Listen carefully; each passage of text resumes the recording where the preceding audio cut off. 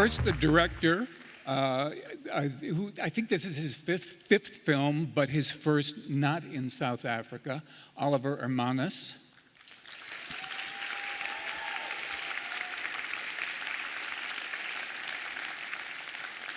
Thank you. Yeah, anywhere. Yeah, that's good. And the actor, I mean, you've seen him in Still Crazy, Love Actually, Pirates of the Caribbean. He's been in, dozens and dozens of films, and he's always great. Bill Nighy.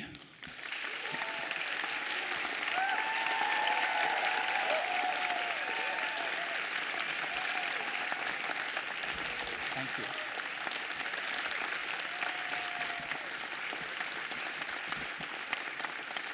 And the author of the screenplay, who's also an exec producer of the film.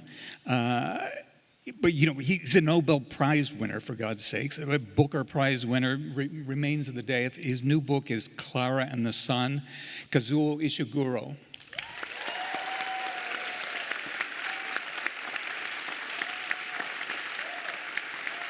Thank you.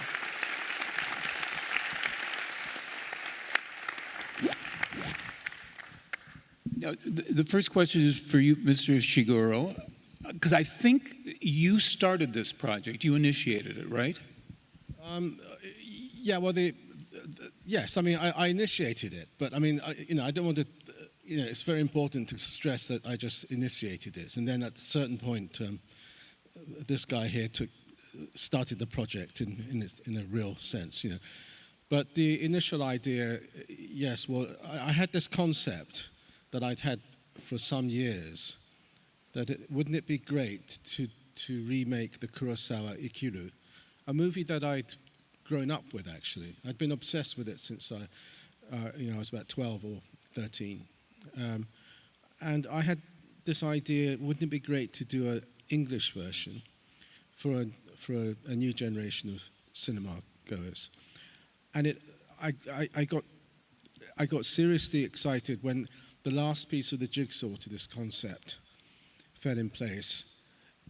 Not just a remake of the Kurosawa movie set in England, but a remake of the Kurosawa movie set in England with Bill Nighy. The whole thing just became real to me then. So that was the idea I pitched to Stephen Woolley, the producer. But before that, my wife and I were very lucky to be sharing a taxi cab with Bill one night when his own taxi cab had disappeared. Had gone to the wrong address or something, and he wanted a lift to his taxi. And we thought it was reasonable to give the great actor Bill Nighy a lift for about a few minutes. And as one does when you have a beloved actor in taxi with you, I said, I think I know a fantastic part for you. And my wife immediately said, look, just shut up and leave him alone. So no, Bill Nighy was part of the initial project. But did you pitch yourself as screenwriter? Was that part of the pitch too? No, I'm one of these terrible people who come up to filmmakers and say, I've got this fantastic idea for a movie. Here it is. And there you are. Now you go and make it. And I'm looking forward to seeing it when it's finished. And it was in that kind of spirit. But I really, really thought this is a film that needed to be made. Ikiru, set in England with Bill Nighy. I was intending to do my usual hit and run. But so I said this to Stephen Woolley. And I said, go and make it, you'll be very grateful to me once you've done this. And of course he said, since you've had this idea, why don't you try and write the screenplay? And I said, well, look, I'm not a screenwriter. I've dabbled in it in the past, but I've got a book to finish. But he said, no, give it a go, and if it's awful, we'll move on to somebody else. But and so that's how I kind of got hired. I just stayed on the job, and we just went from there. But as I said, the real stuff happened when this man came on board. Luckily, Bill was kind of agreeable to this from the start. I was available. But things started to happen when Oliver came on board. Well, I want to get to you in a minute, but for you, Bill Nighy, because I've talked with a lot of actors who get very excited when they agree to a project, and then 24 hours later they say, "Oh my God, why did I agree to this? I don't know how to play this part. What am I doing here?" But since you were part of the original pitch, were you immune to those kind of self-doubts? Yeah. Yeah. I don't think I've ever taken a job where I didn't think 24 hours later, what the fuck? You know. But in this particular case, I just was, I mean, I was very excited. I was very flattered. I was very, grateful. I hadn't seen the original film, and then I watched the original film, and I admired it tremendously. And but the central performance, which was marvelous, but so different from anything that I might come up with. So I didn't feel oppressed in that way. But no, everything about it was attractive, and yeah, I am, traditionally besieged by self-doubt. I don't know whether to any greater degree than anybody else, because I've never been anybody else. But on this one, I did feel, not least because Oliver and I worked very closely, minutely through the script before we started shooting, which reassured me a great deal.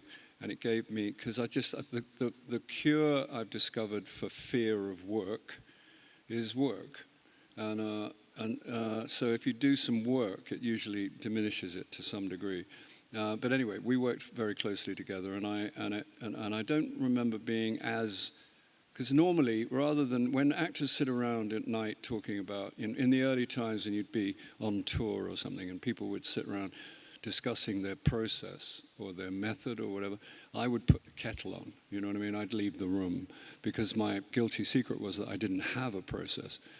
What I used to do in lieu of a process was invent a hostile parallel universe in which I'm just about to get fired, which is sort of a joke, but it's actually tragically true. That's how I used to operate. Literally, that's how I used to operate. But I don't remember doing it quite on this one. I didn't think I was going to get. I didn't. Even I couldn't invent it as a situation where I might get fired.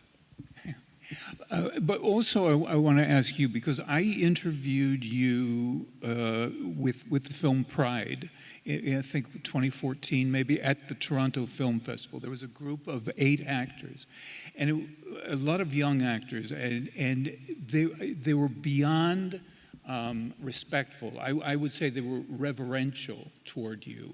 I mean, I would direct a question toward one of them, and they'd say, Bill should answer that. But in this film also, there's a lot of young actors around. Do you give them advice on acting or on creating a career? No.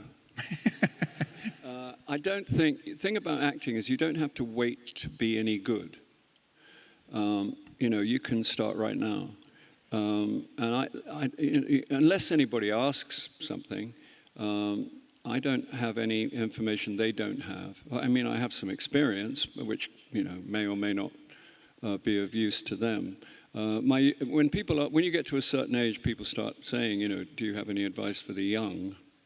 And I usually quip, don't take drugs and pay your taxes, which is, it's kind of funny, but it's also true. It's two things that I wish that probably somebody did say that to me when I was young, and I ignored on both counts. But other than that, I don't have any advice, because I don't retain much information in terms of experience. So I don't know. I mean, I can say some practical stuff like but nobody really asks me for advice much, thankfully. Oliver, how did you come to this project? Good question. I was showing a film. My previous film was playing in London, and I met our producer Stephen Woolley. We didn't really talk about living. We just sort of had a general meeting, And then when I went back home, he sent me the first draft of Living. And then I came back to the UK for more press for my previous film. Anyway, so I think I met with Ish that time. I don't think I met with you. I can't remember, Bill. I think you were the next time I came. And very quickly, I was kind of ushered through all of the funders and sort of, I feel like in a way, got the job before I even realized I had the job. And then it sort of all kind of moved very quickly. And then there was COVID, and we all went home for a long time, and we worked on the screenplay, and I would talk to Bill, who would be sitting in a garden somewhere, and I would talk to Ish every day, and we would watch the sun set in our respective homes from across the world. And then when the time felt right and it was safe, we all came together and made it. But again, I've talked with a lot of film actors who say most directors, they know lenses, they know lighting, but they don't know how to talk to actors. But I feel like every role in this, I mean, even the policeman at the end, the women in the neighborhood. I mean, every role is just a gem.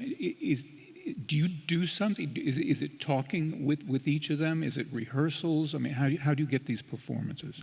I mean, I think firstly, we had an extraordinary casting director, Calleen Crawford, who is just an absolute wonder. And it's I think 90% of my job is casting.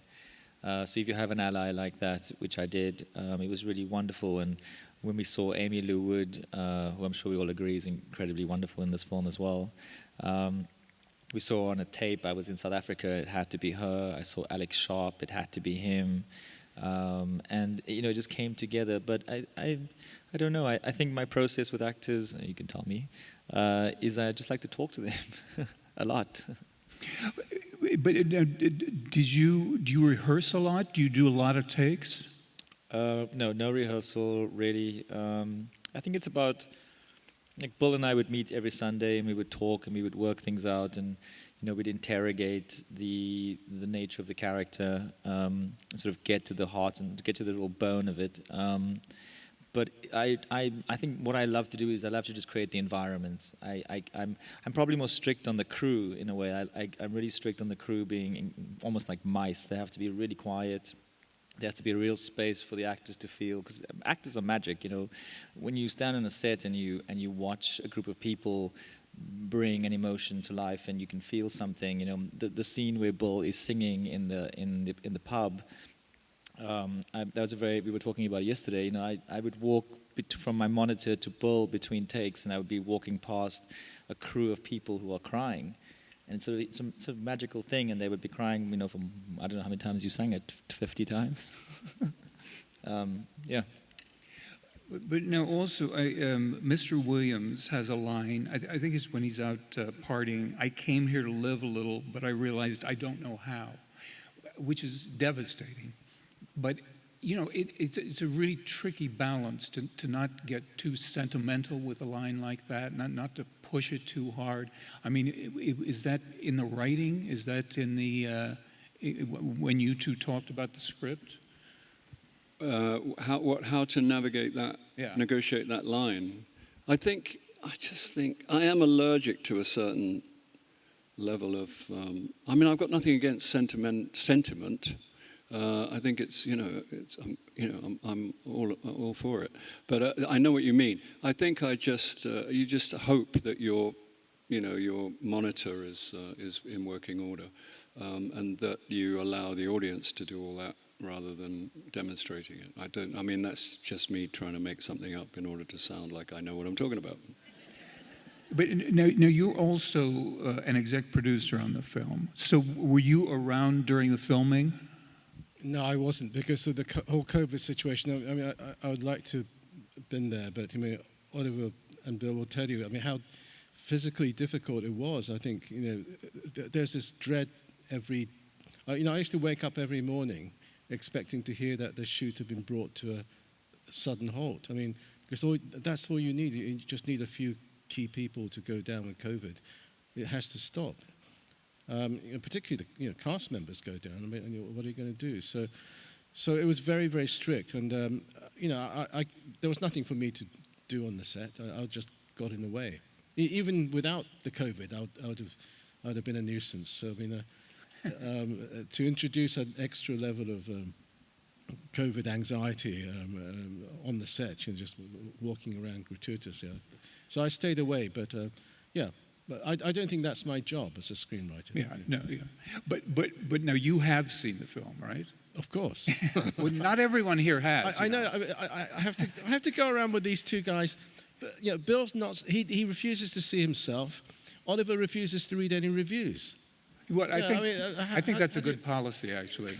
I do. I mean, it's very difficult for me. Yeah. I don't know what to talk to them about. But I will say, Mr. Nighy, you're missing some great performances if you don't watch your films. But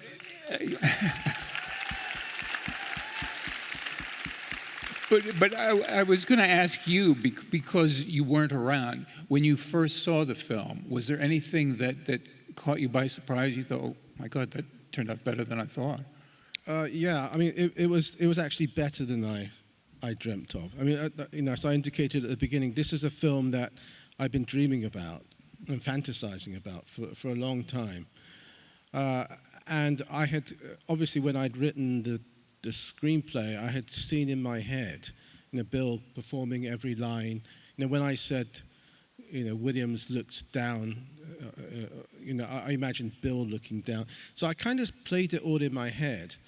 But when I saw the film, it was on, and one of the early cuts too, it was genuinely, better than I expected.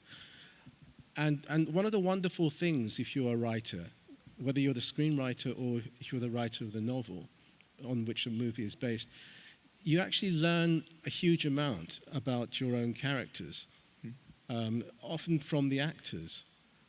And, I learned things I didn't know about Williams, about Margaret, played by Amy Liu, and Peter, played by Alex Sharp. I mean, a lot of these characters, they were, it was a revelation. I said, oh, that's why they think like that, or that's why they behave like that. And so, yeah, I mean, it's a fantastic experience. That you realize that script is just this little thing that people build things on. Yeah.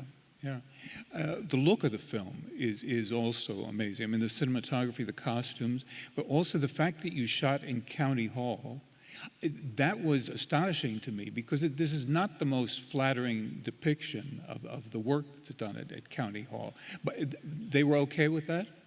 I mean, County Hall is no longer County Hall. It's sort of a privately owned building.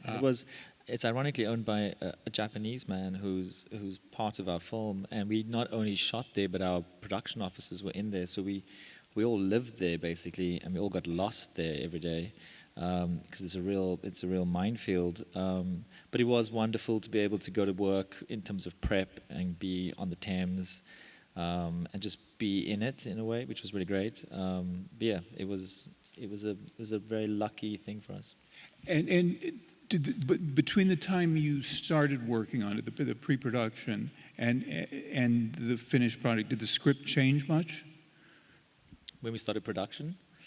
Yeah. No, I think we did all our fighting before production, didn't we? Yeah, I mean, partly, we were locked down during this period, so maybe, we had nothing better to do. But Oliver and I and Stephen Woolley, I mean, we spent hours and hours and hours from our respective lockdown places. I don't know if you were aware of what was going on in England. I mean, for a long time, we were actually forbidden to go outside of our own homes, apart from for 1 hour per day. It seemed like quite a good way to pass the time, discussing this script. And when I met Oliver, I thought he seemed like a very reasonable guy.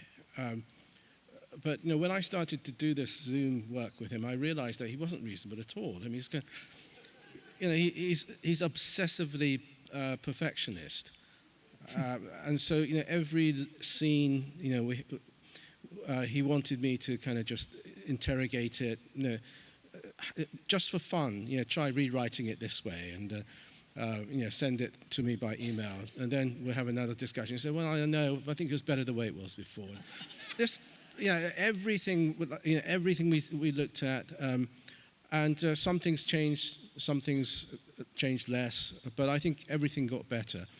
And it was, just as I was saying, watching actors in the finished film, I learnt so much. I learnt so much about the early drafts that the very material that I produced. I learnt all kinds of things because he kept pushing me and pushing me. I mean, one of my favorite scenes, well, it's a key scene in the pub with Bill and Amy Lou, when Williams is, there's just a long opening up to Amy Lou in the pub. And there's a metaphor that Williams comes up with about children in a playground and how he so much doesn't want to be the child who's just sitting there waiting for his mother to call him in. He wants to be one of the ones who are rather contrary when they're told to come in. And he realizes that now that whole metaphor came very, very late in the writing. It wasn't in the earlier drafts. It was because Oliver kept pushing and pushing and pushing and saying that we just need something else. This scene is almost there, but it's not there. And I just had to keep scraping my imagination for something a little bit better or a little bit whatever. And so that was quite late on. That's an example of, I think when I see the film now, I see that as one of the key moments in the film. And I think, wow, if Oliver hadn't been so difficult, we wouldn't have it. Yeah. Well, I mean, seriously, this is a great film. I'm not easily impressed, but I mean, congratulations to all three of you. Thank you for being here. Thank you, and thanks to the AFI Festival.